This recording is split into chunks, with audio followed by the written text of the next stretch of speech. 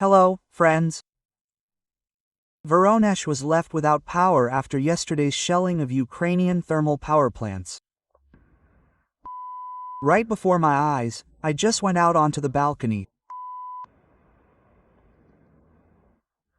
There, right there, along the wires, apparently. Anyway, then there was a big flash over there.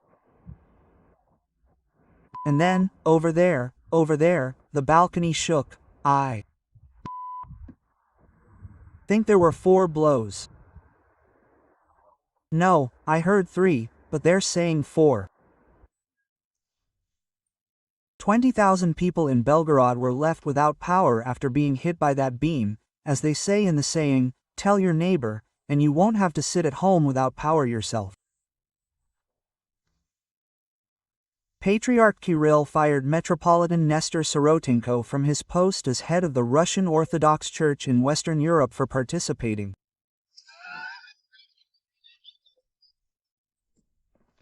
in a poker tournament in the Czech Republic. And if he'd been playing blackjack or fool, no one would have laid a finger on him. They didn't sell me Dior earrings at the Istanbul airport. I went there twice. The first time, I went in, talked to the seller, and looked at the earrings. And the second time, when I was about to come buy them, they told me they don't sell them to Russians. Yesterday in Dnipro, a Russian missile hit a high-rise residential building, and then there are such problems. They don't sell earrings to Russians. You pick up the microphone, thinking about what to say. Maybe we should stop the war? Maybe it's enough to kill people, to destroy each other's thermal power plants? It doesn't matter that they don't sell earrings. Like, you're flying to Russia, you have a Russian, Russian Federation, sex worker, we can't sell you earrings. I say, okay, let me pick out someone at the airport, someone non-Russian, who's flying, I don't know, not to Russia, and they'll just come and swipe my card on the terminal.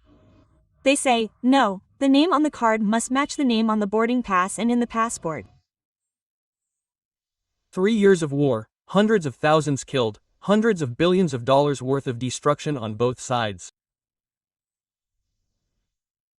You have the opportunity to say something, to wake up the people around you. You pick up the microphone and complain that they didn't sell you earrings. Channel 1.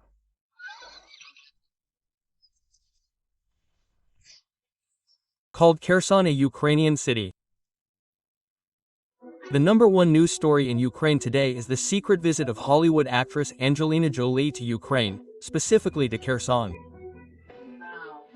To Ukraine, specifically to Kherson. A video game about the heroes of the SVO. Developed with the support of the Ministry of Defense, turned out to be of no use to anyone. No more than 5 people play it a day.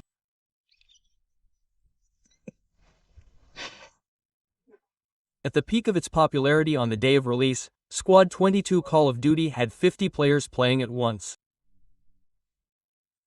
Well, that is, a crowd of developers came to see how it worked, didn't work, lagged, didn't lagging, and that was it.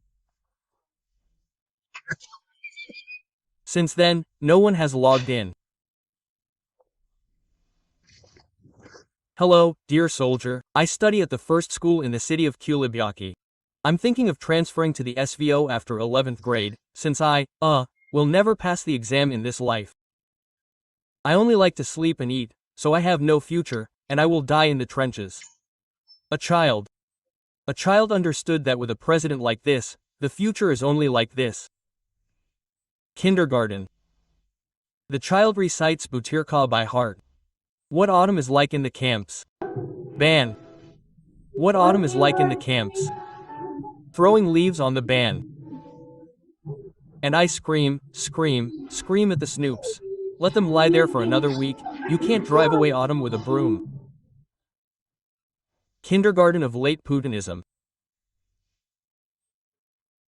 Passengers on the Trabzon-Sochi ferry, who paid 6,500 rubles for a ticket, have been unable to disembark for 3 days. The ferry is not being accepted due to a lack of permission. Good afternoon, everyone. We would like to record a collective message from all passengers who are now hostage to this situation. We are on the Trabzon-Sochi ferry. We arrived at the port of Sochi on November 6 at 9 a.m. and have been on the water for 3 days. We're standing in one place, there's no information. We're asking for help, so they can get us out of here. They haven't Abandoned their own, they haven't taken their own. We're asking the competent authorities to get involved and provide a legal assessment. People with chronic illnesses, animals. The situation has already gotten out of control, and we're asking for help. We're running out of words of loyalty. And please, we've run out of personal hygiene products. There's no help. We're asking for help. A ferry, the sea, Sochi, seagulls flying. Oh, the lucky ones. Plenipotentiary Representative Trutnev admitted that he traveled to a foreign country and killed people with a sniper rifle. No, do you know what our Russian intelligence told me? Do you recognize this house? That's A lie. For some reason, they call it Trutnev's house. Why is that? I worked from this house with the same weapon, near Ugledar. There's almost nothing left of this house though. It was very interesting to return to the already conquered Yugaltar, the already liberated Yugaltar. Putin's plenipotentiary representative for the destruction of foreign cities. This one won't wash off after the war. Vologda Oblast, 500 kilometers from Moscow. People complain that they still live in barracks without gas or sewage. Good afternoon. A young family from the village of Sudi, Cherpovetsky district, Vologda Oblast, is contacting you. We have a problem. They're refusing to connect us to gas in our apartment building. The building consists of 8 apartments. Our buildings aren't connected to central heating. They're also not connected to the central sewage system, or, well, water supply. In other words, they've simply forgotten about us. Our buildings are being relegated to the status of barracks. In Putin's Russia, the most important thing is to grab as much of other people's territory as possible. But how do people live in barracks without sewage or gas? Who even cares? We don't have any management companies or anything. There are 4 buildings like this. We'd like your help getting the gas connected.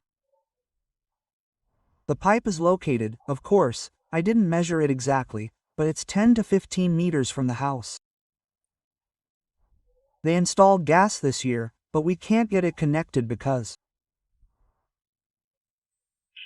Few men from the Vologda region went off to war and lost everything there.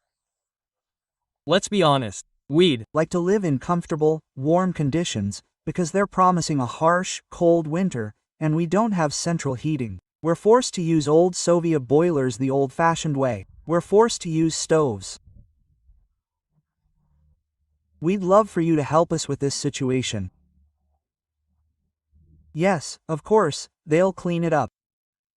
Tomorrow or the day after, a pot-bellied warrant officer from the Ministry of Defense will arrive and tell us who needs gas and sewerage here. Sign it. Sign the contract.